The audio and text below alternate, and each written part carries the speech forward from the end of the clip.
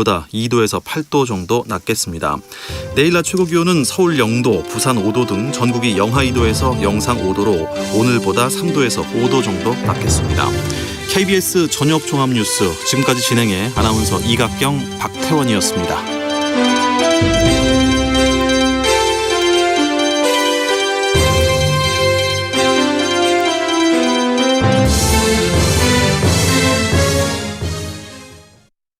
지금 시각은 7시 20분입니다.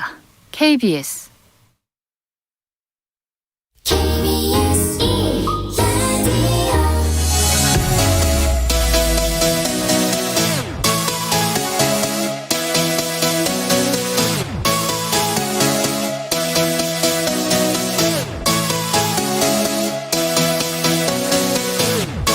KBS 열린 토론.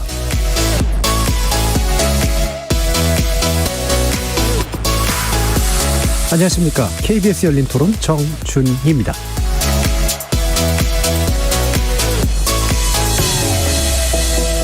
격주 금요일로 만나는 미디어 비평 시간, 좋은 언론, 나쁜 언론, 이상한 언론은 지지난주에 이어 오늘도 조금은 특별한 구성으로 여러분을 만납니다. 2021년 한 해 동안 총 22회에 걸쳐 논논논 코너를 통해 소개된 좋은 보도 가운데 패널 3분이 선정한 베스트 보도, 지지난주에 살펴봤는데요. 오늘은 그 대상을 확대해서 올 한 해 방영된 텔레비전 프로그램 가운데 좋은 보도나 좋은 방송을 골라 그 이유를 들어보고 저널리즘 관점에서 논의해볼까 합니다. 여러분들도 인상 깊었던 텔레비전 프로그램 있으시면 문자 주십시오. 실시간으로 소개해드리도록 하겠습니다. 이어지는 2부에서는 우리 언론의 외신 인용 실태 짚어보겠습니다. 지난해 4월 북한 김정은 위원장의 사망설이 보도됐었죠.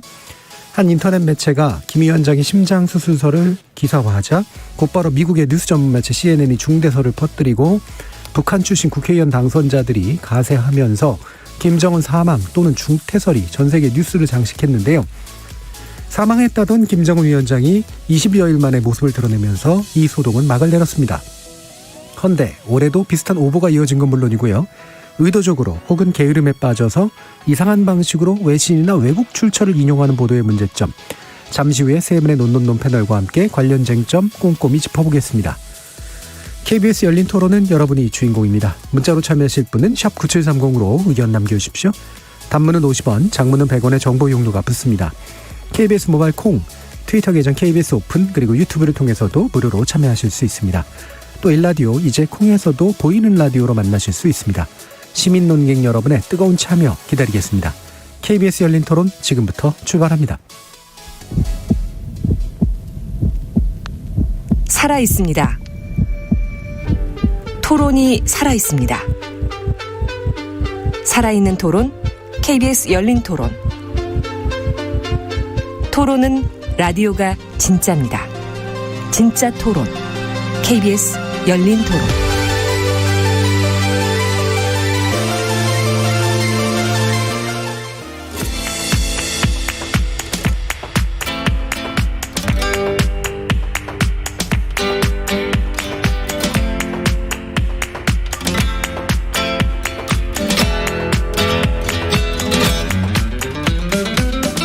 좋은 언론, 나쁜 언론, 이상한 언론?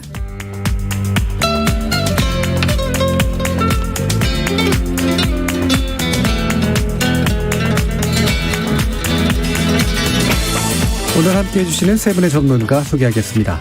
이정훈 신한대 리나시타 교양대학 교수 나오셨습니다. 안녕하십니까. 언론인권센터 정책위원이신 정미성 박사 함께하셨습니다. 안녕하세요. 민동기 미디어 전문기자 자리해 주셨습니다. 안녕하십니까. 자, 지난번에 올해 좋은 보도 쭉 뽑았던 것들 가운데서 또 이제 베스트 오브 더 베스트를 이제 뽑은 셈인데요. 오늘은 이제 그 대상을 좀 확장해서 텔레비전 프로그램이나 또는 이제 영상 저널리즘 이런 것들에 관련된 이야기를 좀 살펴보려고 합니다. 이번에도 이제 선정 기준이 있었을 텐데 뭐 지난번과 동일한 기준인지 아니면 약간 바뀐 게 있는지 한번 들어보겠습니다. 민동규 기자님. 저는 일단 1년 동안 워낙 대선 정치 얘기가 많이 있었잖아요. 그래서 이 좋은 프로그램이라든가 좋은 어떤 영상 보도를 꼽을 때 거기에서 일단 벗어났으면 좋겠다라는 기준에서 좀 들여다봤고요. 일단 재밌어야 한다. 예. 그리고 두 번째는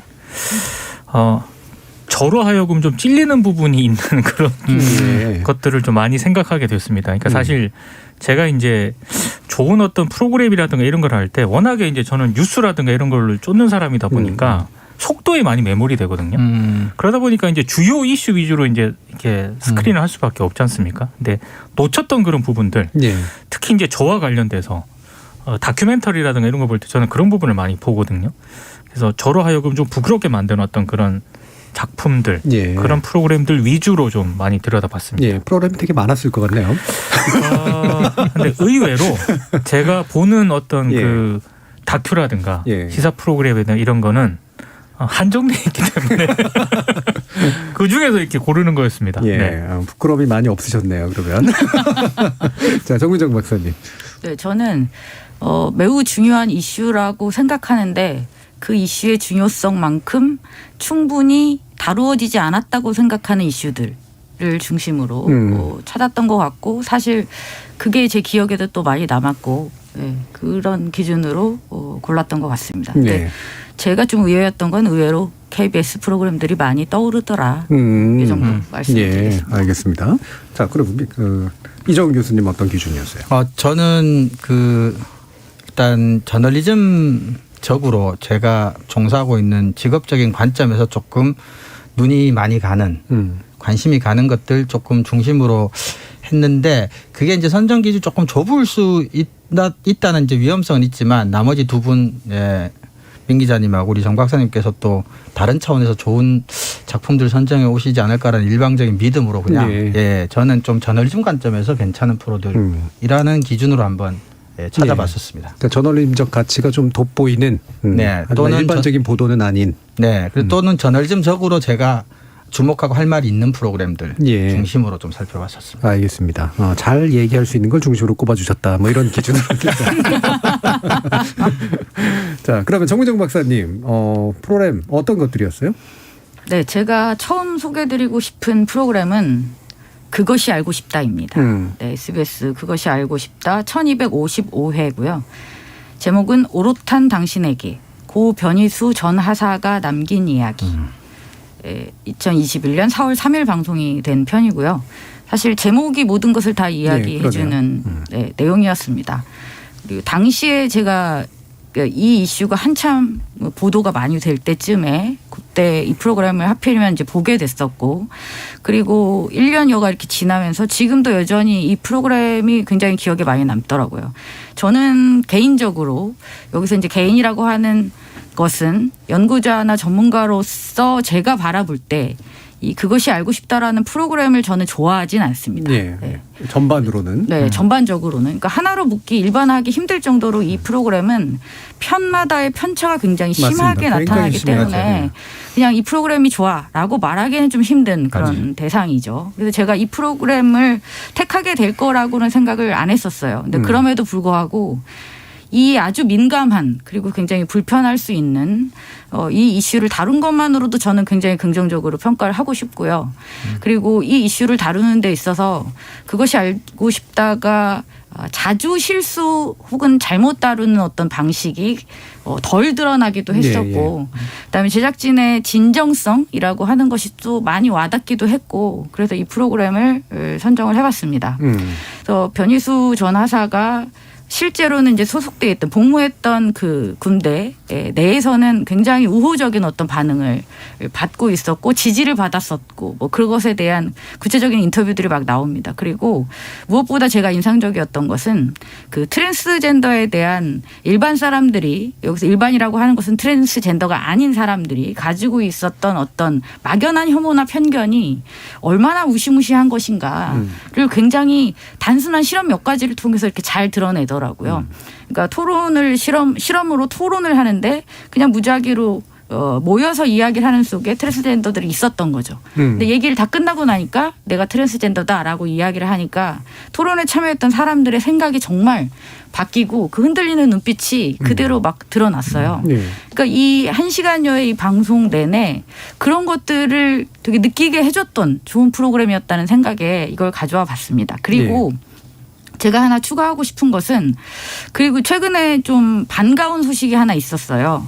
그러니까 2021년 10월 7일 이 변 전 하사의 와 관련된 그 청구 소송이 있었습니다. 전역 처분 취소 청구 소송에서 1심이었지만 승소를 합니다. 예. 변희수 전 하사 쪽에서 승소를 하고 20일에 이제 육군에서 항소하겠다고 했다가 결국은 이제 항소를 안 하는 것으로 결정이 납니다. 그러면서 2021년 우리가 이렇게 좋은 보도, 좋은 프로그램을 선정하듯이 민변도 그런 걸 선정을 한다고 해요. 그러니까 디딤돌 판결, 걸림돌 판결.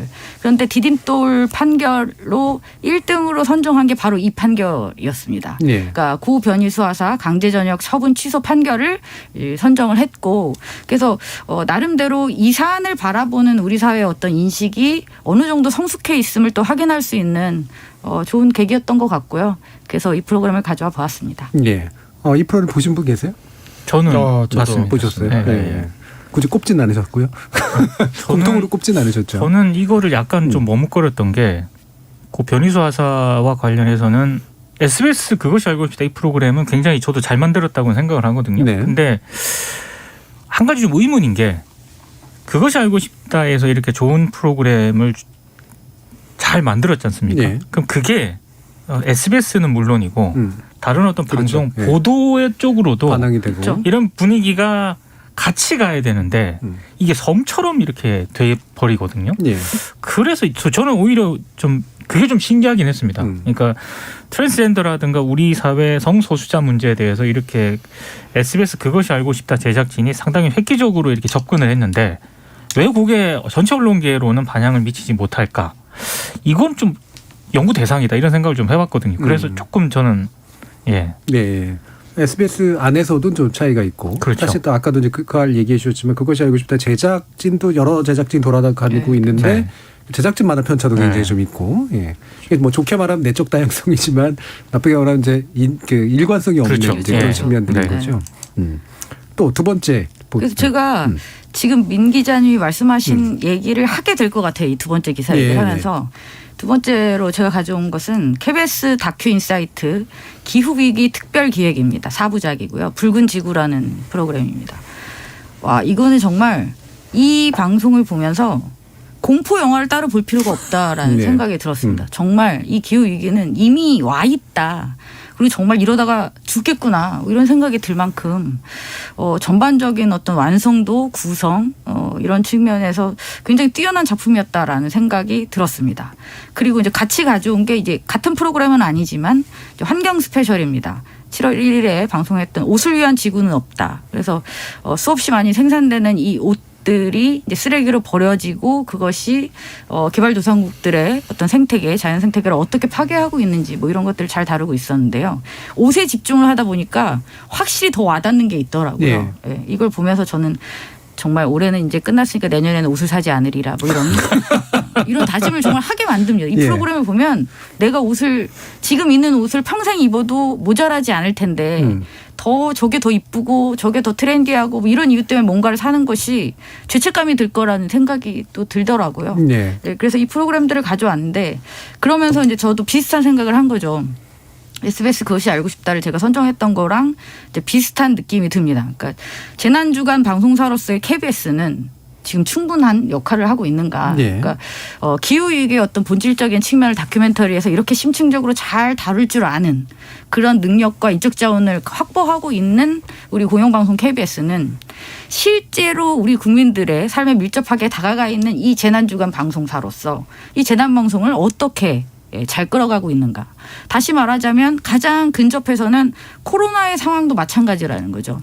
뭐 화재가 발생해 코로나도 마찬가지고 확진자가 발생했어. 퍼지고 있어. 그러니까 재난을 중계하는 수준에서 넘어가려면 어디까지 가야 하는가라는 고민이 들게 했던 그런 프로그램이기도 했습니다. 그리고 또 하나 아쉬웠던 거는 이 붉은 지구를 보면서 정말 안타까웠습니다. 수어가 없어요. 이 정도 퀄리티로 돈을 네. 들여서 이렇게 했으면 당연히 수어를 같이 저는 붙였어야 된다고 봅니다. 네. 좀 안타까운 부분입니다. 보통 수어 붙일 때는 방통위에서 지원금이 붙어야지 수어가 붙는 경우가 많죠. 지원금 안 줘서 안 했다니. 자, 근데 이게 기후위기 특별기획 4부작 붉은 지구 저는 이제 띄엄띄엄 이렇게 봤는데 이게 결국은 이제 기후위기가 닥쳤다. 라고 하는 걸 여러 가지 이제 그렇죠. 역동적인 증거로 보여주는 네. 그리고 영상으로도 보여주는 이런 내용이고 옷을 위한 지구도 없다는 흔히 말하는 패스트푸드의 문제점 이런 것들 아마 지적하는 그런 내용이었던 거로 저도 기억을 하는데 같은 부분을 민동기 기자님도 좋은 거로 찍어주셨는데요? 저는 이제 환경 스페셜 저도 이제 좋은 부도 프로그램으로 가져왔는데요.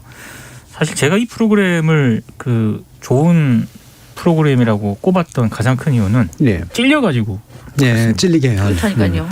옷 많지 않으신 것 같은데. 아니요 많이 사는 게 아니라 제가 전혀 생각지 못했던 예. 그런 부분을 이 프로그램이 딱 보여주니까 예. 그걸 보고 너무 깜짝 놀라가지고 제가 이 환경 스페셜에서 가장 충격적이었던 거는 그 헌옷이요. 그러니까 아프리카 가나와 같은 이런 개발도상 국가로 많이 이제 수출이 되거든요. 예. 근데 거기 이제 헌옷 무덤이 이렇게 막 쌓여 있는 걸 보여줘요. 근데 제가 가장 충격적이었던 소가 거는 먹잖아요. 그 소가 그걸 먹는 거예요. 그래서 저걸 왜 먹지라고 이제 생각을 하면서 이제 그러면서 이제 프로그램을 보면서 제가 깜짝 놀랐는데 사실 환경 스페셜 같은 경우에는 이번에 이제 새로 론칭이 되지 않았습니까? 예. 올해 없어졌다가 다시 없어졌다가 나왔죠. 다시 이제 프로그램이 생기게 됐는데 제가 가장 관심 있게 봤던 부분은 보통 우리가 기후 위기라든가 환경 뭐 이런 걸 하면은요. 저는 가장 우리 언론들이 우리 그 미디어들이 좀 쉽게 접근하는 방식이 일단 북극곰이 등장을 하고 보통 그렇죠. 네. 정해진 이미지가 굉장히 있죠. 큰 얘기를 많이 합니다.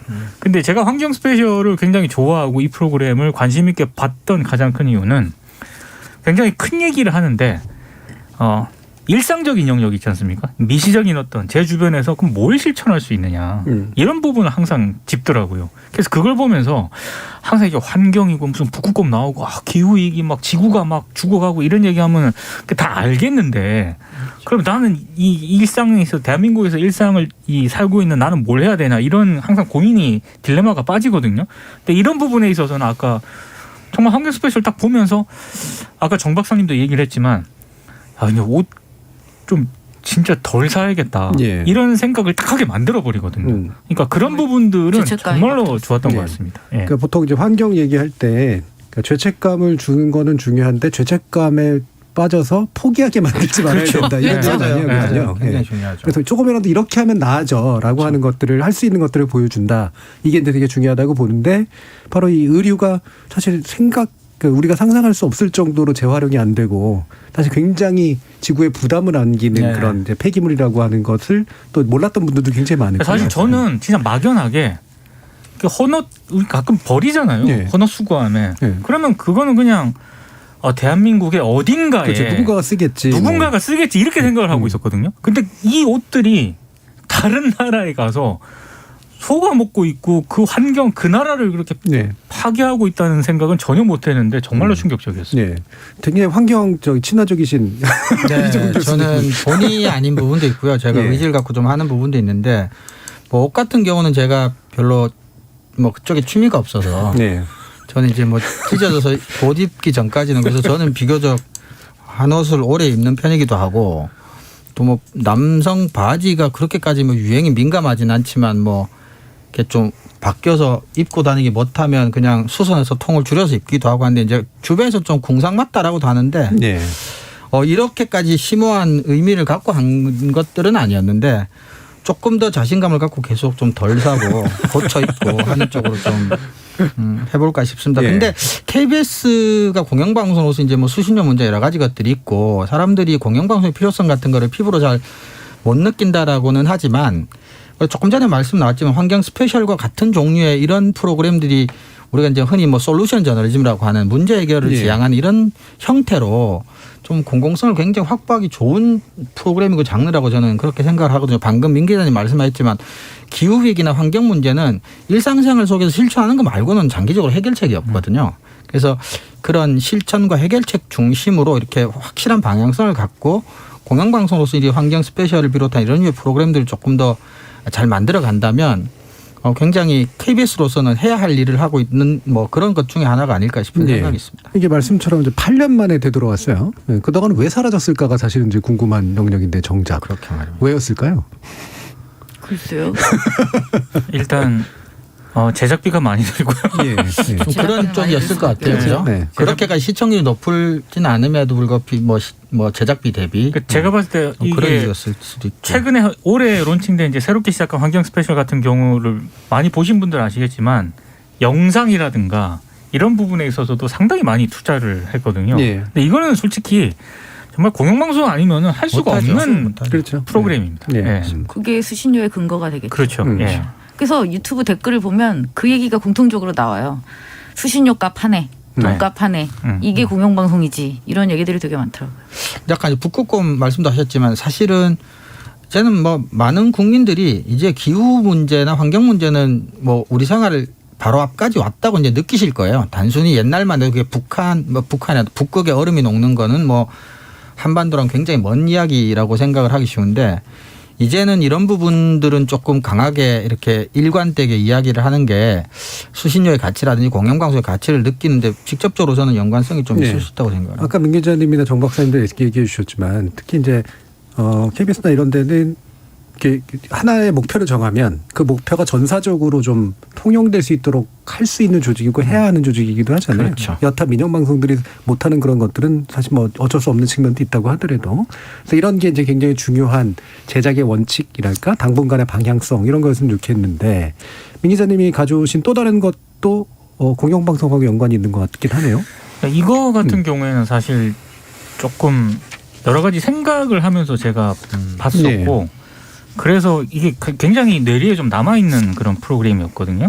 그러니까 PD수첩이 지난 2월에 방송한 내용입니다. 그러니까 뭐 김영균 씨가 굉장히 좀 안타깝게 죽음을 맞이했었는데 이거와 관련해서는 보도가 너무 많이 쏟아졌고요. 그리고 다루는 어떤 그런 시사 프로그램도 굉장히 많았습니다. 근데 제가 이제 이 PD수첩을 좀 주목을 했던 거는 흔히 말해서 저는 이 용어가 적합한지는 모르겠습니다. VR 저널리즘이라고. 네. 그러니까 가상체험 비슷하게 이제 그 김용균 씨가 당시 작업을 했었던 그 상황들을 사진이라든가 또 김용균 씨가 핸드폰에서 이렇게 저장했었던 그 사진들을 바탕으로 최대한 이제 가상적으로 이제 구현을 해낸 거죠.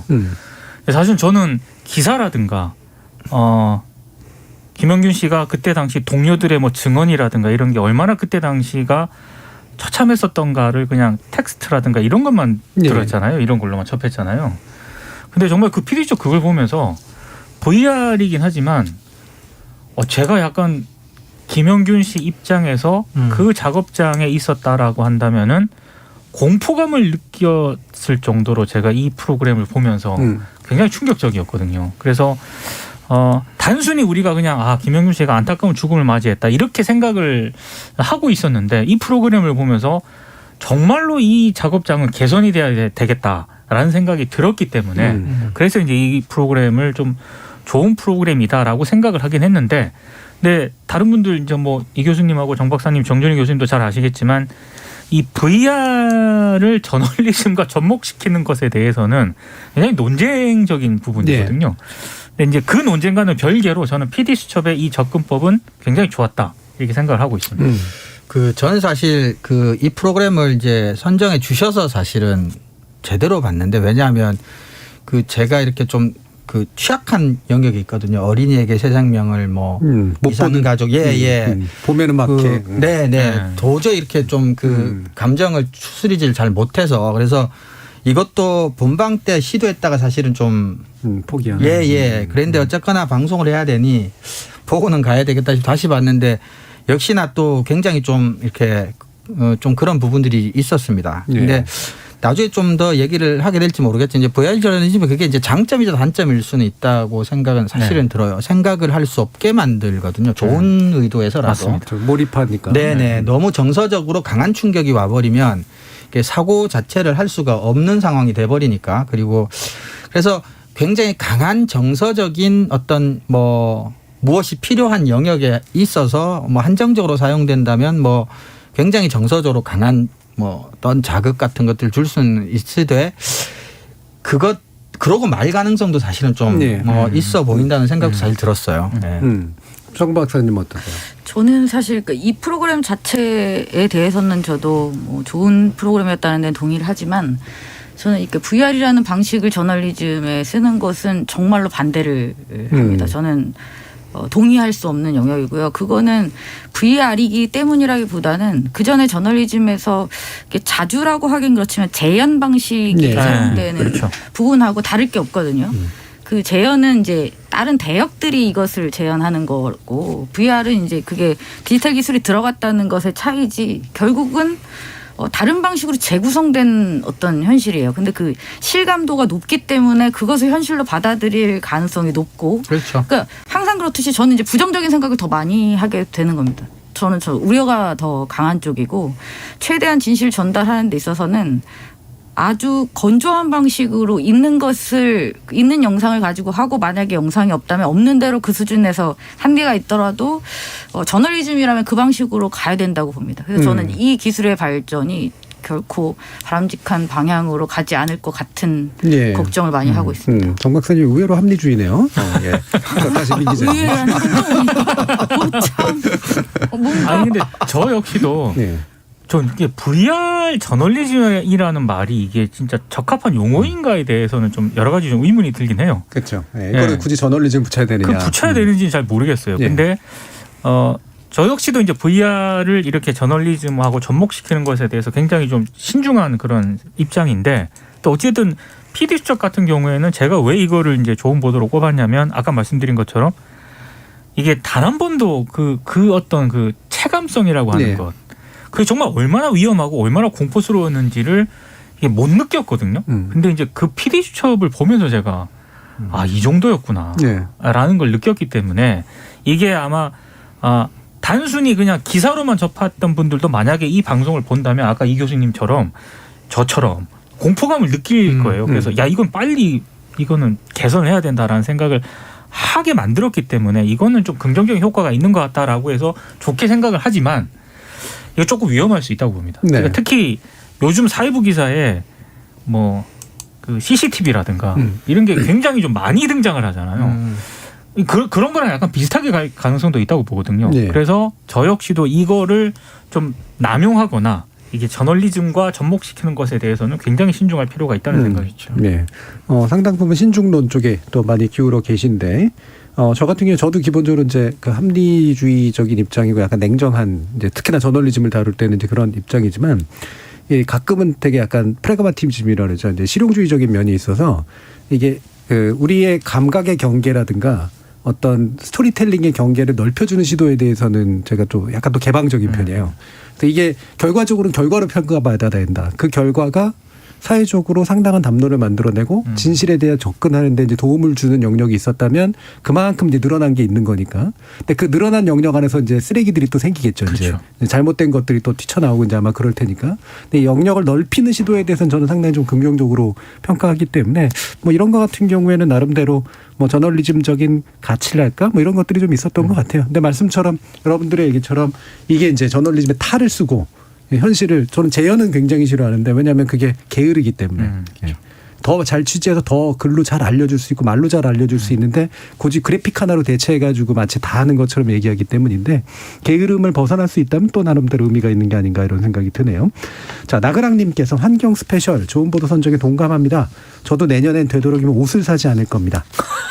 이 우리 업체한테 항의받을 것 같은데요. 아프리카의 헌옷에 산을 보니 끔찍했어요라는 말씀 주셨는데 정말 좀 끔찍했습니다. 사실 의류 산업을 좀 아시면 의류 산업이 굉장히 지구에 부담을 주는 이상한 소비 산업이라는 거를 아마 아시게 될 거예요. 그래서 뭐 우리 업자들 뭐 망해라 이런 식의 얘기를 하는 게 아니라 굳이 그 정도의 산업으로 유지되고 버텨질 필요는 별로 없는 측면들이 있어요. 특히 이제 가격 구조나 이런 거 보면 우리 왜 할인율 쭉 보시잖아요. 그렇죠. 그래서 대부분이 어떠냐면은 처음에 소수를 비싸게 팔고 나머지를 그냥 싼 값에 많이 팔아가지고 이제 이익을 획득하는 구조인데 맨 앞에서 이익이 대부분 회수가 되거든요. 되니까. 그 얘기는 일부러 버려질 것들을 많이 만드는 구조를 가지고 있다는 거죠. 우리 산업이라는 거. 환경 스페셜에서도 그런 구조적인 문제점을 지적을 하거든요. 결국에는 과잉 생산하고 과잉 소비하고 그럼으로써 제 주변의 일상은 깨끗해질지 모르겠지만 결국 그게 저개발 국가라든가 이런 데 가서 그쪽 나라를 더럽히기 때문에 이게 결국에는 그 문제가 있다. 그러니까 이게 자본주의 사회의 산업이라는 게 언제나 과잉 생산이 유도되는 면은 있지만 그리고 과잉 소비가 유도되는 면이 있지만 의료 산업은 상당히 독특하게 이 애초에 구조 자체가 과잉해요. 그래서 남은 것들을 쓰기가 안 좋은 또 그런 구조고. 자, 그다음에 이종훈 박사님, 이종훈 교수님 어떤 거 가져오셨어요? 예, 저는 두 프로그램에서 3편을 가지고 왔는데요. 제가 앞에서 말씀드렸듯이 이제 저널리즘적이라고 하는 게 이제 먼저 말씀드릴 작품이 올 11월 18일 KBS 1TV에서 방송된 다큐 인사이트 중에 다큐멘터리 뉴스룸이라는 편인데요. 그러니까 이거는 이제 우리가 흔히 말하는 요즘 이제 그 언론에서도 이제 DEI 얘기를 많이 하는데 네. DEI라는 게 결국은 뭐 다양성, 공정성 그리고 포용성의 영어 약자들입니다. 그러니까 이게 이제 언론에서 이제 뜨거운 이슈인데 최근 학계에서도 관심이 많습니다. 그러니까 즉 언론이라고 하는 게 궁극적으로는 그 사회에 존재하는 모든 다양한 가치들이나 의견들을 공정하게 포용할 수 있느냐 없느냐가 언론이 기본적으로 사회를 반영하고 대변할 수 있느냐 없느냐에 대해서 이제 이게 단순히 배려가 아니라 저널리즘의 질이라는 측면에서 이제 서구 선진 언론들은 그렇게 DEI를 접근하고 있습니다. 그래서 네. 뉴스룸이 얼마나 다양하고 포용적이냐가 결국은 뉴스의 질이라고 접근을 하는 거죠. 단순히 소수자를 배려한다는 측면이 아니라. 근데 이제 그래서 이제 언론이 사회적 갈등을 완화하고 이런 데 있어서 이제 뉴스룸의 다양성이 굉장히 중요하다고 보는데 그래서 제가 이 다큐멘터리를 선정한 이유는 이런 다양성이라고 하는 이슈에 대한 저의 선호도 있었지만 평상시 때 특히 한국 같은 경우는 이제 스스로 문제에 대해서 성찰하거나 비판에 굉장히 인색한 우리나라 미디어 언론이라고 하는 비판적인 관점에서 봤을 때 뉴스룸 내의 다양성 문제라고 하는 어떻게 보면 자기 성찰적인 프로그램에서 굉장히 우리나라 미디어에서 좀 보기 드문 프로그램이다라는 점까지도 고려해서 제가 이 프로그램을 선정했습니다. 이 프로그램의 기본적인 내용은 또 성찰적이면서 다시 한번 성찰적인 게 KBS 얘기만 해요. 일단 한국 얘기는. KBS라고 하는 조직 안에 얼마나 이제 그 5, 60대 남성 중심으로 프로그램이 제작되고 있느냐 그들의 시각이 강하게 반영될 수밖에 없는 구조를 가지고 물론 KBS 문제만은 아니겠지만 그러면서 이제 KBS 내부의 이야기를 시작으로 해서 이제 뉴욕타임즈랑 BBC가 이것들 아까 말했던 뉴스의 질 차원에서 어떻게 접근하고 있는지 외부 사례까지 곁들여서 이렇게 이제 이야기를 하고 있는 프로그램입니다. 네. 그 뭐 BBC나 이런 데들이 그걸 깨기 위해서 사실은 생각보다 그렇게 오래 전이지 않은 때 굉장히 맞습니다. 노력했던 거죠. 맞습니다. 최근에 굉장히 네. 많은 노력들을 했더라고요. 근데 혹시 그 KBS가 네. 우리 얘기를 하면서 KBS만 얘기한 게 다른 방송사들보다 더 못해서 아닐까요? 개인 그럴 수도 있겠지만 갑자기 의심이 확 상식적으로 뭐 다른 지상파 방송의 뉴스룸이 KBS보다 훨씬 더 젠더적으로 연령적으로 포용적일 거라고 생각하기는 쉽지는 않은 것 같고요. 네. 그냥 일단 KBS 얘기를 한 것 같아요. 근데 저는 그 자체가 굉장히 의미가 있다고 생각합니다. 사실은. 어차피 상황은 비슷할 테니까. 제 눈이 삐뚤어서 그렇습니다. 고지고대로 잘 안 들려서 말입니다. 예. 이게 눈이에요, 귀예요. 그러게요. 자, 이 다양성 문제. 물론 이게 이제 성별 다양성의 문제만이 다양성의 단은 네. 아니지만 일단 이거라도 먼저 하고 그렇죠. 그다음에 인종 다양성이라든가 그렇죠. 뭐 저 지역 다양성이라든가 이런 게 이제 더 확장되는 분위기로 가야 되는 거겠죠. 그렇죠. 그다음에 두 번째 제가 가져온 것은 그 역시 저도 이제 PD수첩인데 우리가 1편은 한번 우리 다른 편에서 한번 얘기했던 것 같아요. 국정원 시리즈인데요. 네, 네. 국정원과 하얀방 고문이라고 하는 게 이제 6월 1일 방송이 됐었고요. 이제 두 달쯤 후에 8월 10일 날 그 후속편으로 부당거래 국정원과 199라는 프로그램이 이제 방송이 됐는데 이 두 개를 묶어서 제가 오늘 가지고 왔는데 이것도 예. 제가 저널리즘적이라고 하는 게 뭐냐면 사실은 우리나라가 이제 그 지지난 정권이었습니다. 그 이명박 대통령 시절에 공영방송 특히 지상파 방송에 이제 탐사보도 저널리즘 관련 프로그램들이 일제히 뭐 여러 이유로 이제 사라진 이후에 물론 이제 이번 정부 들어서 조금씩 이제 회복은 되고 있지만 우리가 흔히 말하는 그러니까 정치적인 비리 특히 뭐 이런 국정원 같은 정보기관이 이제 개입된 뭐 이런 우리가 흔히 말하는 정통 탐사보도 저널리즘 뭐 이런 프로그램 같은 것들이 참 한때 찾아보기 매우 힘들어졌던 시기들이 좀 있었습니다. 그래서 이 프로그램이 가지는 가치가 이제 국가기관이 국익에 반하는 행위를 했다라고 하는 뭐 이슈의 어떤 파급력도 있지만 저널리즘을 공부한 사람 입장에서 오랜만에 좀 정통 탐사 보도 프로그램을 네. 보는 기분.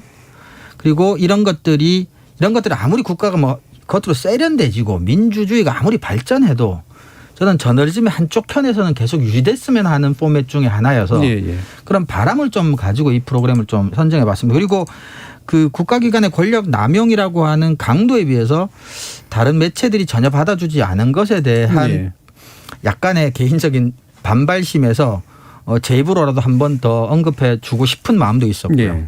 사실 저도 이거 굉장히 잘 만든 그 프로그램이어가지고 다른 이제 프로그램에서 이제 이거에 대한 이제 널리 알리는 이제 그런 일을 한 적이 있었는데 이게 참 저도 의아하더라고요.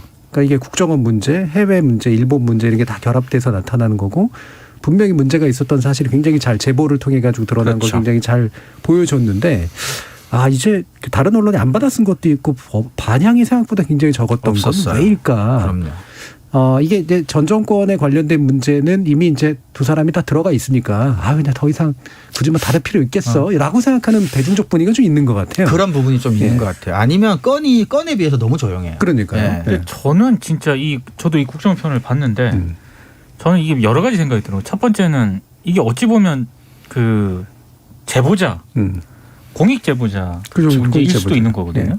근데 여전히 우리 사회는 굉장히 이 문제에 있어서는 인식 수준이 낮다. 그리고 두 번째는 뉴스타파에서도 국정원 문제를 제기를 했었고요. 그리고 PD수첩에서도 국정원 문제를 여러 번 제기를 했었거든요.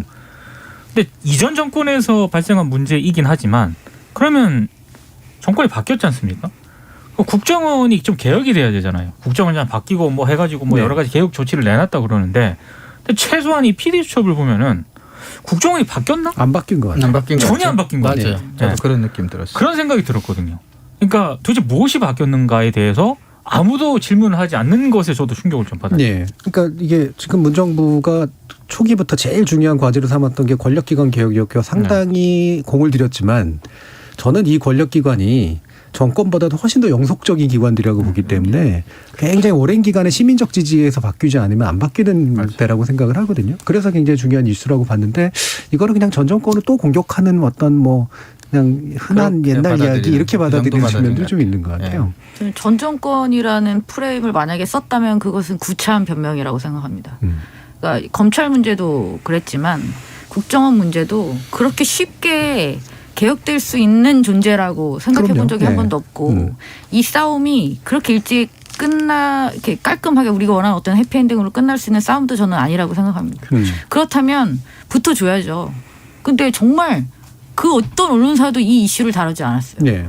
저는 이런저런 바쁘다는 핑계로 이 시사 프로그램들을 자주 보는 편은 아닙니다만 이거는 워낙에 이슈가 또 나름 인터넷에 따른 이런 개별적인 어떤 우리가 구전이 돼서 유명해졌잖아요. 그래서 길을 쓰고 찾아서 봤었는데 보고 나서 받은 충격에 비해서는 너무 파장이 없다는. 그렇죠. 그리고 그 실망감은 이루 말할 수가 없습니다. 이게 무슨 전 정권 얘기 전혀 그럴 수 없죠. 지금 손도 대지 못한 어떤 개혁의 시작도 못한 그 영역일 수 있다면 우리는 계속 이것을 가져가야 된다고 저는 생각합니다. 저는 그건 변명이라고 생각합니다. 그러니까 이게 이제 다른 여타 언론들의 문제도 있고 사실은 되게 껄끄럽지만 우리 시민들이나 대중들의 수용성에도 저는 문제가 있다고 생각을 해요. 이게 언론이라기엔 권력 감시고 시민들은 또 권력을 교체하고 뭐 이러는데 이제 자신의 권한들을 써야 되지만 자신의 표를 써가지고 교체할 수 있는 권력은 그냥 정치 권력 하나뿐이거든요. 근데 그렇지 않은 권력들이 굉장히 많아서 정치 권력을 수단으로 써서 뭔가를 바꿔보려고 하는 건데 이건 지속적인 관심이 없으면 말씀처럼 절대 안 바뀌는 그런 데들이라는 점 되게 중요하겠죠. 그리고 아까 그 이종훈 교수님이 좋은 보도로 꼽으셨던 그 다큐멘터리 뉴스룸 있지 않습니까? 이거는 저도 이제 재밌게 봤는데 KBS가 계속 해마다 했으면 좋겠어요. 그러니까 이번에는 약간 여성의 어떤 그런 측면을 많이 조명을 했잖아요. 그러면 내년에는 비슷한 걸 또 만들어가지고 얼마나 더 다양해졌는가를 계속 기록을 하는 것도 저는 굉장히 의미 있다고 생각합니다. 그리고 관련해서 제가 조금 조사해 보니까 뭐 한겨레도 그렇고 몇몇 언론 같은 경우가 이제 이런 문제 제기만 하지 않고 이제 해결을 해보기 위해서 그러니까 예를 들면 그러니까 주류 남성이 아닌 전문가들의 데이터베이스를 만들고 있다고 그러더라고요. 그러니까 뭐 찾아보니 없더라라고 얘기하고 말기보다는 뭐 그런 작업을 하는 것도 괜찮고 이 방송 중에 나왔지만 BBC 같은 경우는 어느 정도로까지 철저하게 하냐면 우리가 이제 인종 문제는 그렇게 많지 않지만 거기 이제 인종도 있고 하니까 그렇죠. 뭐 인종 지역 그거를 컨센서스에서 이제 나오는 그 비율만큼 편집국 비율을 정확하게 맞추겠다고까지 들어가더라고요. 그러니까 아시안 몇 프로, 뭐 예. 백인 몇 프로, 뭐 흑인 몇 프로 이렇게까지. 이제 뭐 그 정도까지는 아니더라도 거긴 또 50대 50 프로젝트로부터 시작이 됐다고 하는데 남녀를 50대 50으로 맞추겠다는 거죠. 패널 출연자 수를. 예. 그래서 우리나라도 얼마 전에 통계 나온 거 보니까 뭐 저도 남성 패널이긴 합니다만 우리나라 방송, TV, 라디오에서 이제 남성 패널 비율이 여성 패널 비율보다 뭐 어떻다 저떻다 이런 얘기들도 있고 꼭 이제 남녀만의 문제는 아닌 것 같아요. 어쨌거나 언론이 다양한 여론을 반영한다라고 하는 기본적인 기능에 충실하기 위해서는 다양한 눈으로 먼저 바라볼 수 있어야 되거든요, 사회를. 굉장히 중요한 측면이죠. 네, 그런 차원에서 이제 BBC나 뉴욕타임즈가 뉴스의 질 차원으로 접근한다는 것이 굉장히 중요한 문제의식이라고 생각합니다. 예. 그래서 저는 그 부분이 좀 빨리 됐으면 좋겠어요. 이건 물론 개인적인 정말 철저히 개인적인 바람입니다만 우리가 수어 방송 이야기는 많이 하지만 장애인들이 방송의 주체가 돼 있는 경우는 거의 없잖아요. 그러니까 저는 고정 출연자로서 장애인들의 출연이 좀 더 확대되어야 된다라고 생각해요. 그러니까 네. 주변에 없다고 장애인들이 없는 것은 아닌데 왜 주변에 안 보일까요? 못 나오니까 일단 불편하니까 시선이 어떠니까.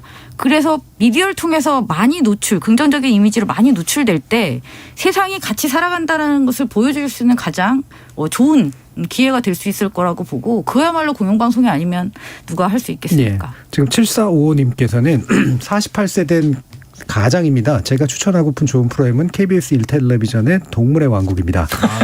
제가 초등학교 다닐 때부터 한 것 같은데 지금도 여전히 우리 애들도 재밌어하고 저 또한 여전히 잘 보고 있습니다. 좋은 프로그램 다시 한번 생각하게 해주신 시간 좋네요 해주셨는데요. 동물의 왕국은 뭐 영원히 좋은 프로그램이죠. 예. 저는 동물 다큐멘터리 정말 좋아합니다. 특히 맹금류를 좋아합니다. 저는. 저걸 그 동물의 왕국을 보면서 겸손하게 살아야겠다. 그렇죠. 예. 항상 특히 하게 나이가 됩니다. 들수록 점점 얻는 게 많죠. 네네네. 동물의 맞아요. 왕국은. 맞아요. 자, 서주현님은 좋은 보도 좋은 프로그램 선정하니 유용한데 정 박사님 버럭하시는 걸 못 듣는 게 매우 섭섭하네요. 오늘 한번 끝나기 해주세요. 전에 끝나기 버럭하실 전에. 거리 던져주세요 그랬는데 2부에서 버럭 한번 아까 해주시죠. 살짝 버럭 한번 하셨어요. 네. 합리주의자라는. 그 변명이라고 비겁한 변명이라고 생각한다고. 예, 그건 살짝 버럭 정도로 저분들은 좀 봐주셨으면 좋겠다 이런 생각을 하면서 1부 순서를 이 정도에서 마칠까 합니다. 여러분 KBS 언론 토론과 함께하고 계십니다. Takita takita takita takita takita tadigena tadigena tadigena takita takita takita takita takita tadigena 물음표가 느낌표로 바뀌는 순간 KBS 열린 토론. KBS 열린 토론 좋은 언론, 나쁜 언론, 이상한 언론 2부에서는 언론인권센터 정책위원이신 정미정 박사, 민동기 미디어 전문기자, 신한대 리나시타 교양대학 이정훈 교수 이 세 분과 함께 외신 보도에 관련된 문제 살펴보도록 할 텐데요. 우리가 계속 칭찬하다가 또 이제 욕하는 얘기를 하게 될 것 같아가지고 약간 좀 그렇긴 합니다만 한번 또 외신 이야기는 했었죠. 근데 최근에 뭐 여러 가지 좀 사안들도 좀 있었고 외신도 한번 또 짚어볼 필요가 있는 그런 영역이어서 일단 연말 결산하는 그런 의미에서 한번 해보긴 하겠습니다. 자, 이정훈 교수님 소개해 주세요. 네, 제가 조금 주목하고 싶었던 게 작년에도 우리 방송에서 한번 다뤘었죠. 그 CNN 외신 인용했던 그 김전 국방위원장 수수로 위중설. 네. 결과적으로는 이제 오보로 드러났는데 이게 올해도 또 비슷한 게 반복이 되고 있습니다. 글로브라는 미국의 타블로이드 진가본데 여기 보도를 인용해서 김정은 뭐 국방위원장 사망설이 있었고 그 또 도쿄신문을 인용해서 김정은 대역설. 예. 그러니까 사망설에 대한 반박 자료로 뭐 어디 나타났다고 하니까 그게 사실 대역이었다. 뭐 이런 보도였던 것 같아요. 이것도 이제 둘 다 결과적으로 오보였죠. 그래서 이제 북한 관련 뉴스가 이제 한국의 이해관계랑 밀접하게 연결돼 있기도 하고 중요성이 있는데 그럼에도 불구하고 이런 부분들의 이제 접근성에 제한이 있다 보니까 이제 외신을 많이 이제 인용하는 경우가 있는데 북한 뉴스 같은 경우가 이제 전형적으로 그 내근 국제부 기자가 외신 받아쓰기 중심의 국내 외신 보도의 전형적인 어떤 문제점들을 그대로 드러내주는 대표적인 좀 영역이 아닌가 싶어서 제가 외신발 북한 보도를 좀 가지고 와 봤습니다. 예, 외신발 북한 보도 문제. 뭐 이건 사실 뭐 지속적으로 반복되는 그런 문제라서. 그렇죠. 네. 여러분들은 어떻게 보세요, 정미정 박사님? 뭐 앞으로도 계속 낼 거라고 봅니다. 예, 절대 안 고쳐질 것 같다. 네, 절대 예. 안 고쳐질 거라고 봅니다. 민동기 기자님. 사실 북한 보도는요, 그 굉장히 자유롭게 쓸 수 있는 몇 안 되는 주제 가운데 창작의 영역이죠, 상당 부분. 아무도 확인해주지 않으니까요. 일단 아무도 확인해주지 않고 아무도 항의를 하지 않습니다. 예, 뭐 북한이라든가 이런 곳에서 뭐 법적 대응을 할 수도 없는 그런 상황이고. 그런 재밌을 것 같아요. 만약에 김정은 위원장이 철저하게 법적 대응하겠다 뭐 이런 식의 반응도 하고 그러면.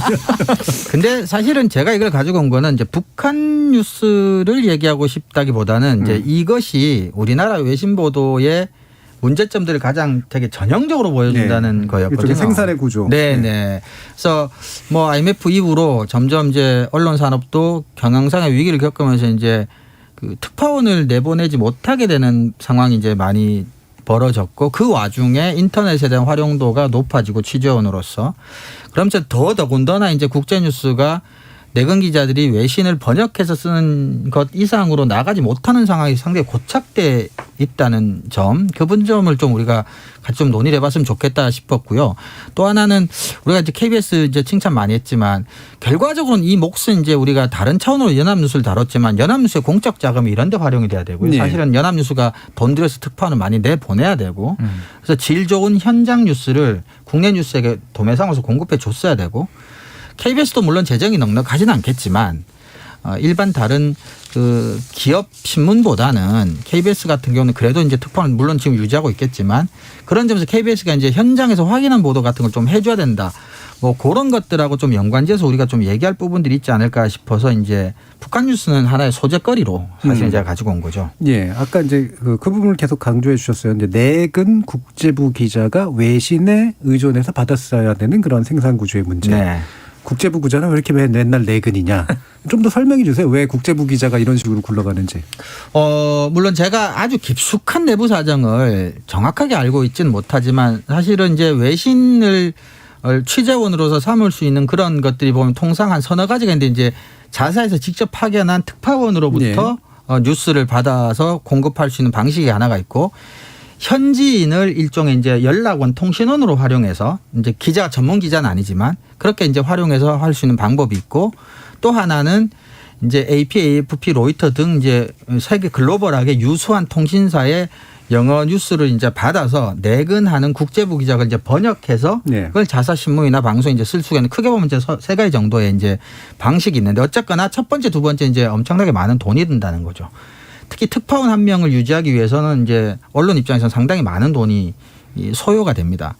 그래서 이제 IMF 이후에 언론들이 조금 이제 경제적으로 힘들어지면서 특파원을 조금씩 줄이기 시작하고 그래서 핵심적인 나라들 조금만 남기고 이렇게 하다가 이제 어느 순간부터 신문들은 상당 부분 이제 해외 특파원들을 이제 보내지 않는 형태로 가게 되고 이게 이제 인터넷을 통해서 또 이제 국내 뉴스도 취재원으로 많이 활용하던 차에 포탈 속보 대응 같은 것도 있고 하니까 이제는 또 외신의 또 활용도라는 게 좀 더 굉장히 더 선정적이고 자극적인 뭐 이런 식의 클릭 장사로도 또 활용이 되는 그래서 안에서 그냥 인터넷으로 외신을 취재하면서 이렇게 처리하는 이런 형태가 조금 보편적으로 된 것 같아요. 경영상의 문제로 인해서 이제 특파원과 해외 일종의 정보원 이런 것들의 활용도가 이제 떨어지면서 그렇게 발생한 게 아닌가 그렇게 저는 그렇게 이해를 하고 있습니다. 그러니까 한 세 가지 정도의 이제 일반적인 출처를 얘기해 주셨는데 사실 나머지 두 개 우리나라 특파원 제도라는 게 상당 부분 보상으로 가는 경우가 많아서 일반적으로 특파원 보내는 제도들이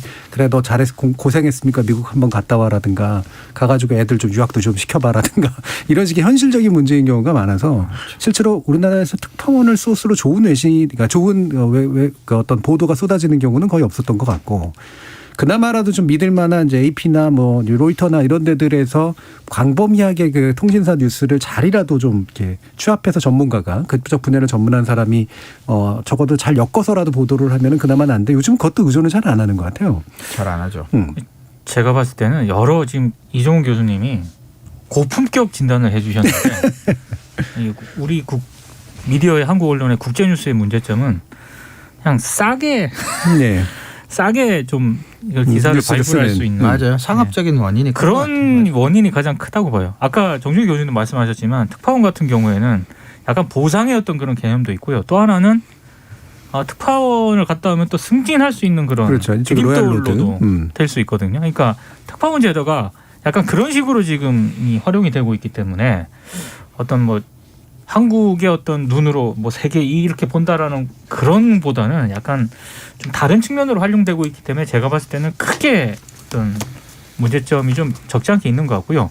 그러면 이제 나머지 그 국제 뉴스를 소화하는 방식은 어찌됐든 외신에 대한 소비가 뉴스 수용자들이 분명히 있기 때문에 이걸 만들어내야 되는데 그것도 제대로 좀 만들어낼 수 있는 방법은 여러 가지가 있다고 보거든요. 근데 이게 참 한국은 포털이라는 그 이 환경에 미디어가 지배를 당하고 있다 보니까 국제 뉴스도 클릭으로 많이 작성을 하게 되고요. 요즘 더더욱 그렇죠. 네, 특히 국제부 기자들도 외신 같은 걸 인용을 하면서 솔직히 이 외신은 좀 인용하기가 대단히 좀 이상하다고 생각을 하지만 일단 내용이 자극적이면 무조건 인용합니다. 네. 그러니까 이게 사실은 예전에는 그래도 국제부는 물론 이제 약간 한직으로 그냥 쉬었다 간다는 생각으로 가시는 분들도 있었지만 나름대로 거기서 전문성을 키우는 분들이 있었거든요. 네. 중동 문제라든가 뭐 그다음에 동아시아 중에서 이제 특정 국가에 관련된 문제라든가. 저 나름대로 예를 들면 우리가 잘 아는 뭐 이리영애 선생이나 이런 분들 같은 경우에 송건호 선생 같은 경우도 그렇고 국제부가 어쩌서 외신을 통해 가지고 뭔가를 했던 분들이잖아요. 그러니까 이런 경우들이 있었는데. 요즘은 제가 이제 이런 통신사의 뉴스도 잘 안 본다 이렇게 얘기한 게 뭐냐면 이게 디지털 대응팀에서 그냥 해버리는 경우들이 많아요. 맞아요. 예. 그래서 인용되는 외신들이 달라졌어요. 옛날에는 주로 그래도 뭐 로이터나 이런 게 인용이 됐었다면 요즘 타블로이드들이 많이 타블로이드 인용되고 대부분 영국계, 영국계 선지 뭐 이런 거 같은 거. 되게 듣도 보도 못한 타블로이드 이런 거를 인용을 많이 하거든요. 선의 1년치 북한 관련 뉴스가 우리나라 한겨레 1년치 북한 관련 뉴스보다 몇 배가 많죠. 그러니까 그런 것들을 이제 가지고 와서 선정적으로 이렇게 해버리고 그걸 자주 이용하게 되는 이유가 일단 영어에 대한 접근성이 제일 좋으니까. 그나마 외국어 중에 영어가 좋죠. 그다음에 상품성이 있으니까 되게 선정적으로 만들었으니까. 세 번째로 사실 유료 구독을 안 하거든요. 이거는. 대중지들은 이제 인터넷으로 뿌리는 방식을 쓰니까 즉 자기들도 이렇게 무료로 접근할 수 있는 데만 선호하는 거예요. 예를 들면 뉴욕타임스 이런 거 유료 구독 안 하는 거란 얘기죠. 그러니까. 근데 민 기자님께서 감사하게도 이제 고품격이라고 말씀해 주신 사실 이제 원론적인 이야기라는 소리인데 근데 원론적인 이야기를 사실은 안 하긴 있는 게 외신이라는 거는 사실은 뭐 멋부리고 이런 게 아니라 철저하게 국익 베이스거든요. 그럼요. 근데 그 외신을 받아 쓰는 것이 이제 영어 번역을 아무리 고급스럽게 잘해도 그거는 그들의 눈으로 만들어진 뉴스이기 때문에 사실 우리나라가 가지고 있는 국력의 크기나 지정학적 위치를 놓고 봤을 때 우리나라는 사실은 굉장히 외신 뉴스, 질 좋은 외신 뉴스에 대한 수요가 굉장히 높은 나라예요. 지정학적으로 그럴 수밖에 없고. 그런데 이제 그런 데서 이제 상업적인 여러 가지 이유로 제대로 이제 못하게 되니까 생각보다 저는 피해가 크다고 저는 사실은 보거든요. 근데 왜 안 되는지에 대해서는 정확하게 한마디로 얘기하면 상업적인 이유인 거지만 그럼에도 불구하고 잘 돼야 될 이유가 너무나 명확하게 큰데 그러니까 해결책이 잘 안 보이죠. 돈이 많이 드니까. 그래서 제가 아까도 얘기했지만 결국은 연합뉴스나 KBS 정도 되는 어쨌거나 뭐 공적 자금이 어떤 형태로든 들어가는 기관들이 그러면 해야 되나? 근데 그들도 사실 그렇게까지 뭐 여유가 있지는 않을 것 같고 좀 답답하다라는 이제 말씀을 좀 드리고 싶은 거죠. 근데 저는 이 국제 뉴스와 외신을 인용하는 이런 문제를 이야기하는 데 있어서 이종원 교수님은 뭐 이 북한 문제를 그냥 소재로 가져왔다고 하셨지만 저는 그 두 개는 또 다르다고 봅니다. 그러니까 물론 당연히 다르죠. 저는 북한 이슈에 대해서는 일반적인 우리가 뭐 포털 의존적인 그 국제 뉴스 이상한 거 쓰는 거랑은 달라야 되고 달라야만 하고 그렇죠. 다른 게 당연한 거죠. 이거는 사실 미국의 어떤 정보력에 있어서의 우위를 부분적으로 인정을 한다고 하더라도 북한 관련된 부분에 있어서는 우리가 당사자예요. 당장 다치는 거 모든 영향을 우리가 받는 거라는 거죠. 그랬을 때 소스를 두 가지만 하면 세 가지 뭐 미국, 일본, 우리, 뭐 중국 뭐 요 정도 되겠죠. 자, 이 메이저 3국의 특파원이 다 나가 있습니다. 메이저 언론사 KBS를 기준으로 말을 한다면 그렇다면 되도 않을 외신을 긁어와야 되는 소재가 아니라는 거죠. 근데 되도 않을 소재를 긁어오면서 먹고 사는 것과 포털을 이야기하는 것은 말이 안 되는 겁니다. 이거는 그냥 무능한 겁니다. 무능한 거고 또 다른 목적을 위해서 전체 이 한반도의 거주한 이 국민들의 목숨을 걸고 장난을 치는 거죠. 네. 저는 외신을 긁어오는 거 국제 뉴스하고 이 북한 뉴스는 분리해서 더 나쁘다고 봅니다. 버럭 나왔습니다. 연합뉴스가 공적 자금을 받는 이렇게 명분 겉으로 완전히 드러내서 세우는 명분 한 두세 가지 중에 하나가 북한 뉴스예요. 연합뉴스는 북한 관련 정보를 접근할 수 있는 특별한 권한이 부여가 되어 있습니다. 물론 뭐 특별한 허가 절차를 거쳐야 되지만 일반 언론은 허가조차도 안 해주는 정보에도 접근할 수가 있으니까. 노동신문이나 뭐 여러 가지 북한 관련 그렇습니다. 자료들에. 그래서 연합뉴스 같은 경우도 특별히 이제 이런 이슈들이 있을 때 좀 더 기민하게 좀 더 정확하게 처해야 될 이제 의무가 있죠. 300억이 넘는 이제 돈을 받으면서 해야 될 일들인데 그래서 이런 부분들은 좀 단기간에 해결될 것 같지가 않아서 좀 답답하다는 얘기. 그래도 연합뉴스가 북한 뉴스부에 대한 자존심도 좀 있고 있죠. 자료의 질도 제일 높고 그렇죠. 전문성도 제일 높은 편이고 이제 그렇죠. 근데 저는 환상 하나는 좀 깨야 될 것 같아요. 그러니까 우리 뉴스 수용자들도 외신이 북한 보도를 하면은 뭔가 굉장히 그렇죠. 더 나을 것 같다는. 더 나을 것 같고 정제가 될 것 같은 그런 생각을 가지고 있거든요. 막연하게. 근데 그 전혀 아니고요. 그게 기자들도 그런 것 같아요. 기자들도 그런 생각 많이 가지고 있습니다. BBC가 얘기했어, 뭐 CNN이 얘기했어 이러면 왠지 쫀다고 해야 되나? 외신들도요. 특히 일본 같은 경우에는 북한 관련 보도가 어마어마하게 쏟아지거든요. 그게 왜일까? 그만큼 그게 소비가 되기 때문이고. 그렇죠. 거기는 뭐 자민당의 존립 기반 두세 가지 중에 하나가 반북이니까. 그렇습니다. 그런 정치적으로도 많이 북한 문제를 활용하고 정말 무책임한 축출성 보도가 막 난무하는 곳이기 때문에 그러니까 그게 이제 그만큼 먹힌다는 얘기이기 때문에 과거에는 일본에서 나온 일본 출처의 북한 보도가 이제 소스가 괜찮은 경우들이 많았죠. 있었죠. 왜냐하면 이제 조총련이라는 베이스 그렇죠. 좀 있고 이제 북한과의 선도 있고 이제 이러다 보니까 근데 요즘은 북한이 워낙 또 폐쇄적이 됐고 한국이 사실은 제일 좋은 정보들을 많이 가지고 있는 경우가 많아요. 근데 다 공개가 안 돼서 그렇지. PD수첩 프로그램에 출연한 전직 국정원 그 요원들도 단언을 합니다. 전 세계에서 북한 관련 정보는 한국이 가장 고급한 정보를 가지고 있다. 어떻게 보면 당연한 얘기예요. 네. 그래서 어떻게 보면 이제 외신을 인용할 게 아니라 한국에서 나온 보도가 외국에게 의해서 인용돼야 되는데. 그렇죠. 그게 맞죠. 그리고 가끔 그런 경우도 있고 근데 오보가 있죠. 인용돼서 문제긴 오보가 하지만. 인용돼서 자, 그러면 민동기 기자님. 저는 이제 조선일보 12월 6일자 보도한 기사를 좀 얘기를 좀 해보고자 하는데요.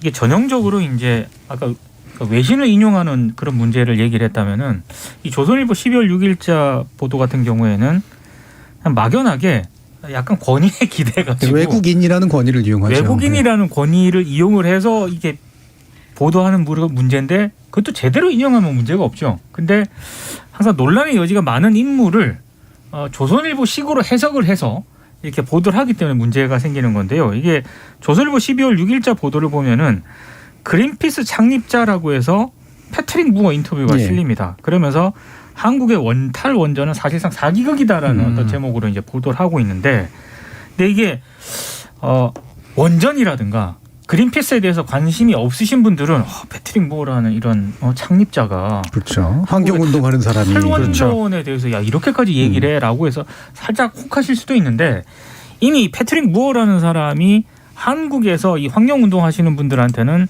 여러 가지 논란의 인물이었던 당사자였거든요. 사실상 그린피스 같은 경우에는 무어는 원전 로비스트라고까지 이렇게 혹평을 할 정도로 상당히 문제가 많았던 인물인데 그런 패트릭 무어 인터뷰를 전면에 배치해서 한국의 탈원전을 이렇게 비판을 했던 그런 조선일보.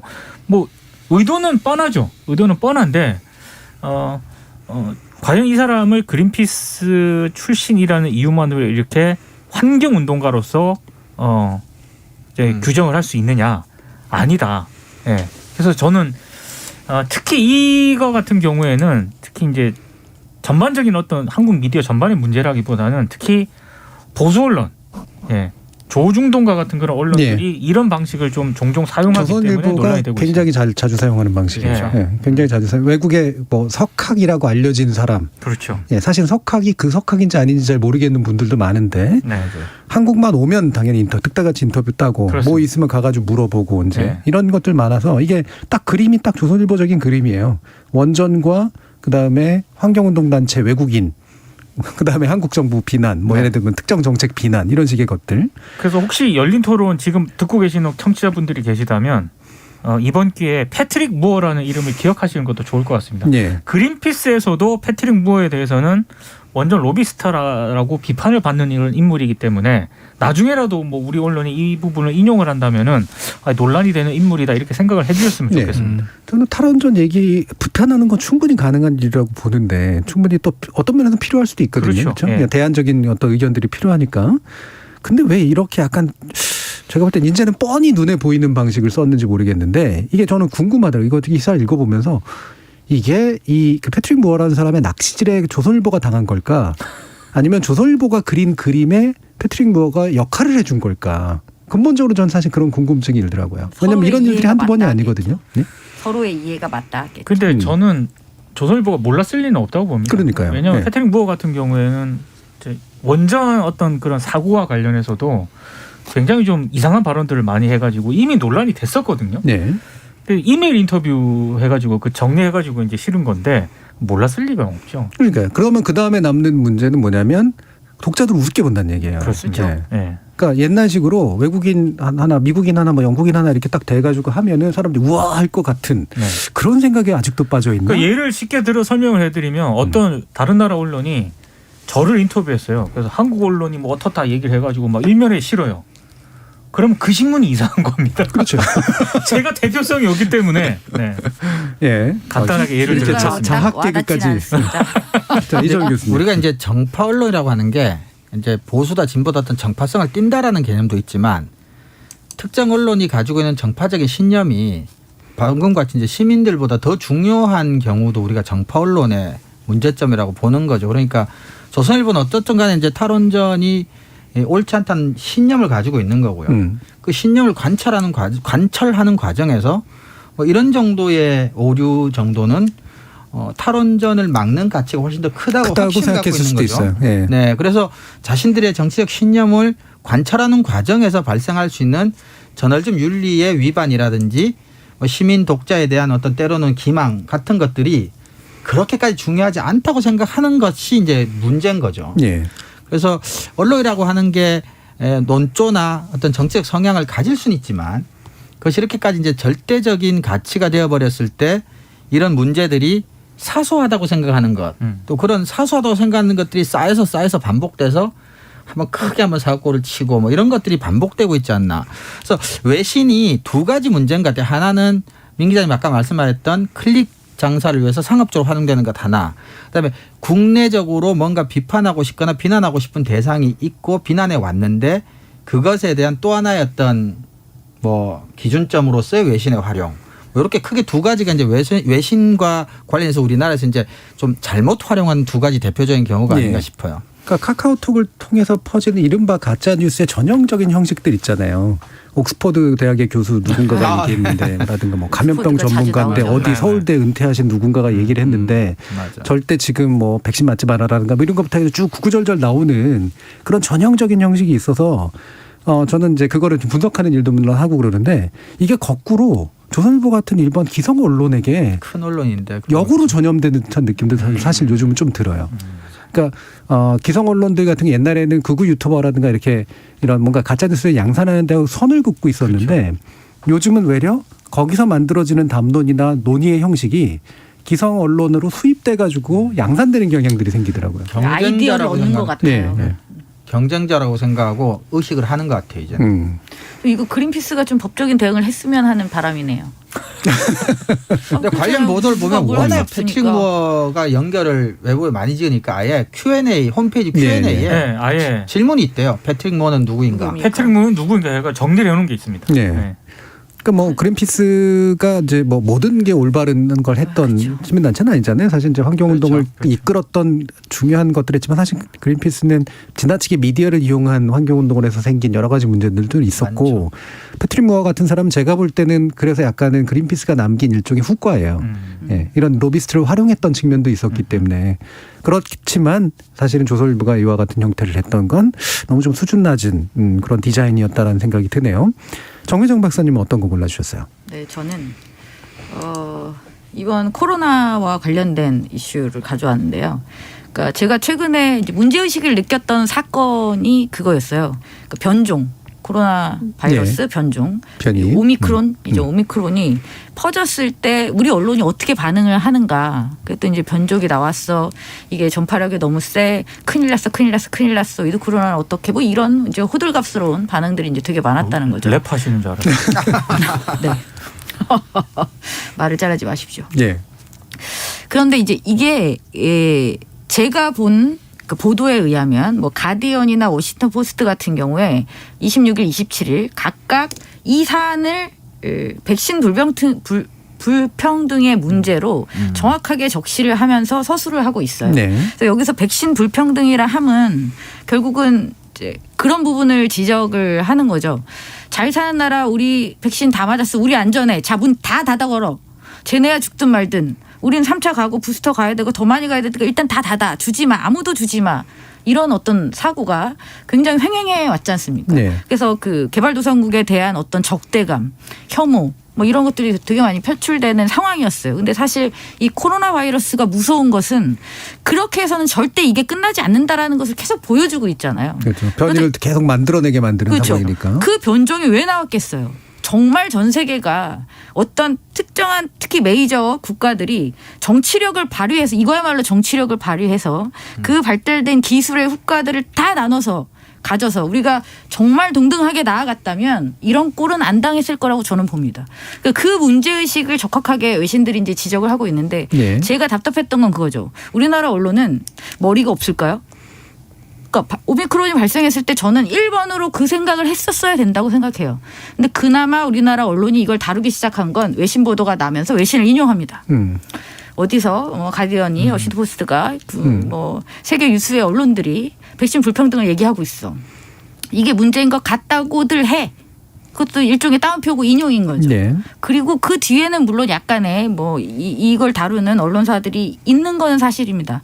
하지만 그것도 지나치게 단신이거나 지나치게 뭐라고 그러죠? 이게 일시적이에요. 충분히 이것을 깊이 있게 이거는 코로나 바이러스가 처음 촉발됐을 때부터 지금까지 우리가 풀지 못한 왜 이 혐오와 차별과 이 적대감을 왜 우리가 없애야 되는지 그것이 왜 우리 생존을 위해서 가장 중요한 문제인지에 대해서 통찰력 있게 다룬 언론이 없다는 게 저는 유감이고 그거에 있어서조차도 외신을 인용하고 있는 이 상황이 답답해서 이걸 가져와 보았습니다. 네. 그나마라도 외신 인용해서 약간 바뀌었지만 바뀐 것도 사실은 굉장히 그냥 단기간으로 그냥 그렇죠. 잠깐 보도하는 걸로 끝났고 왜 우리 스스로 먼저 못했지? 거죠. 이제 이런 백신 생각이 든다는 불평등 거죠. 그냥 이렇게만 해놓으면 불평등 아니 돈 있는 사람이 가지는 거 당연한 거 아니야? 뭐 이 수준이라는 거죠. 근데 그 이상의 문제가 있으니까요.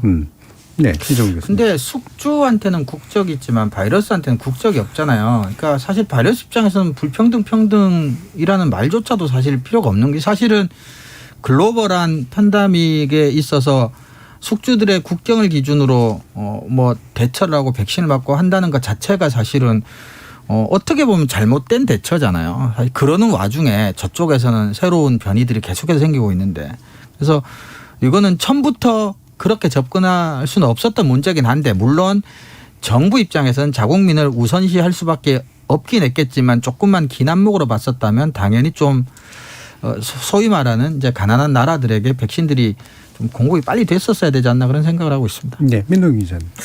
사실 백신과 관련해서 외신 보도 뭐 얘기하기 전에요. 위드 코로나 관련해서 지금 정부를 비판하지 않습니까? 네. 근데 불과 몇 달 전에 위드 코로나를 주문했던 게 언론이에요.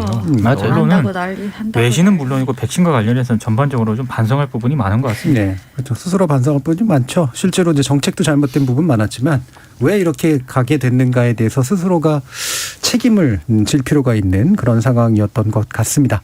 자, 오늘 KBS 열린 토론 논논논 코너는 그럼 이것으로 모두 마무리하겠습니다. 오늘 함께해 주신 민동기 미디어 전문기자, 신한대 리나시타 교양대학 이정훈 교수, 그리고 언론인권센터 정책위원이신 정미정 박사 세 분 모두 수고하셨습니다. 감사합니다. 감사합니다.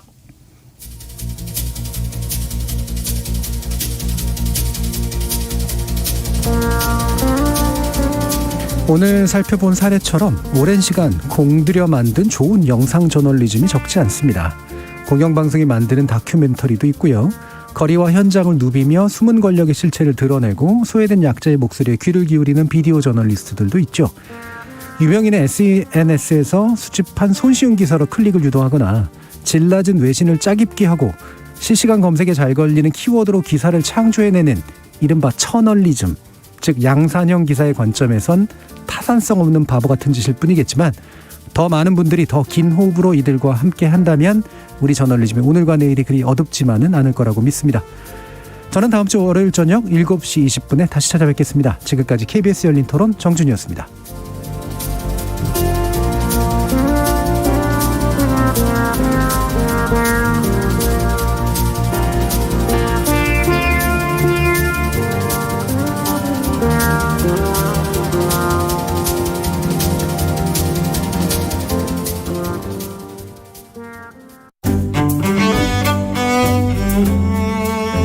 안녕하세요. 5년 만에 부활한 KBS 1TV 새 대하 드라마 태종 이방원에서 이방원 역을 맡은 배우 주상욱입니다. 안녕하세요.